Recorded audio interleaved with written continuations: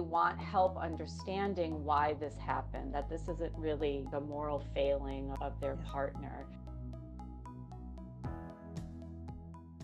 All right, now, if you could teach the world one key insight about infidelity, something that could really move the needle for people, what would it be? So, with infidelity, I think what's really important, it's a very hard thing to understand, but I think it's really important. It is so rarely about the other person, the third person, or the behavior that's being engaged in. And I mean that not to absolve people from taking responsibility or accountability for their actions, but what I mean by that is there's so much happening under the surface of infidelity, which is a lot of what my workshop will be about.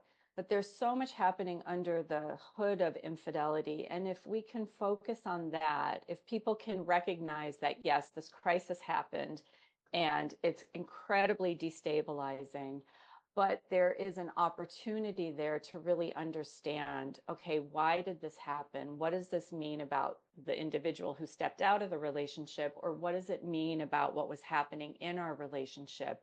And if we can start there and really focus there, that's where deep, deep healing and transformation can happen. Absolutely.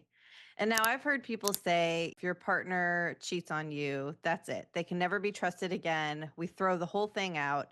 What are your thoughts on that? I think it's really unfortunate. People's initial reaction, the hurt, the anger, the disbelief, all of that is totally legitimate, 100%.